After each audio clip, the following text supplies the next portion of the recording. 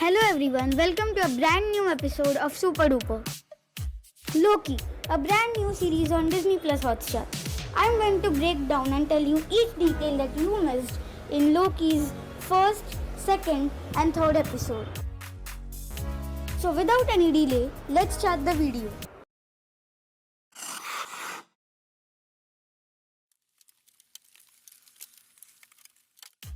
The story of the series starts from Avengers Endgame. The scene when Iron Man and Ant-Man took Tesseract, but then Hulk smashes Tony and the Tesseract cube comes to Loki and then he takes it and runs away. Then he lands in Gobi Desert, Mongolia. After that, TVA arrives to arrest Loki. Then their head, Hunter B-15, comes and calls Loki a variant. Basically, a variant is a person who changes the timeline. But Loki doesn't listen to anyone and Hunter B-15 hits him and slows the time only for Loki. She says that he is moving 1/6 of speed but feeling all the real pain and arrests Loki.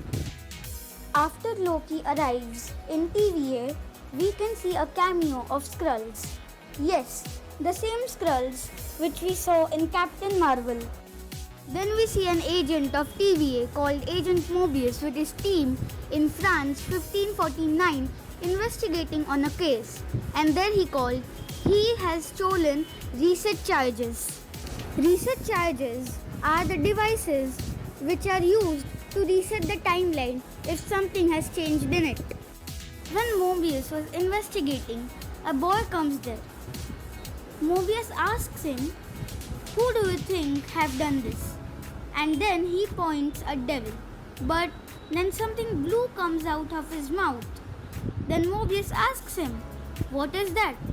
He shows a chewing gum, which is obviously not of that year. The name of that chewing gum is Kablooey, and Kablooey means burst violently. After Loki gives all his confirmation and gets his tickets, he is called in the court of TVA. When Loki is asked to surrender, he does not, because had not Avengers time traveled, Loki would not escape. But how Loki understood that Avengers time traveled? Later he says that he smelled perfume of 2 Iron Man. But Loki doesn't surrender, so the judge says erase him. Erase him means make him like he never existed. Then Loki tries to use his powers, but it doesn't work because in TVA you can't use any magic or superpowers. But then Mobius comes and saves Loki. Then Mobius takes Loki in a room and shows him that he was supposed to be in a jail in Asgard. Then Hunter B-15 calls Mobius. When Mobius leaves, Loki immediately runs from there. Then Loki asks an employee named Cassie for Tesseract, but he doesn't give it to Loki. So Loki threatens him that he will make him a fish. But fun fact is that employee doesn't know what is a fish. Then he finally gives it to Loki. But then he looks in Cassie's drawer and he finds that Infinity Stones were kept like we keep erasers in our drawer.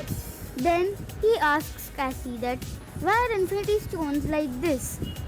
Then Cassie answers that they are used like paperweights here. Seriously? Loki was also shocked watching Infinity Stones as paperweight. So he goes in the same room where Mobius was showing Loki his future and watches his whole future. Then Loki justifies Mobius that he doesn't like hurting people. He just had that mindset and his mindset keeps changing. Then Mobius asks him, "Will you help us?" Because the variant they were investigating was another variant of Loki. Then we see a place called Salina, Oklahoma in the year 1858 where the villain sets the whole forest on fire and takes the reset charges from the soldiers or Minutemen of TVA. Here the episode 1 ends, and with that episode our part 1 also ends. Let's meet next Saturday with part 2. Until we meet, stay home, stay safe, be curious, and be super duper.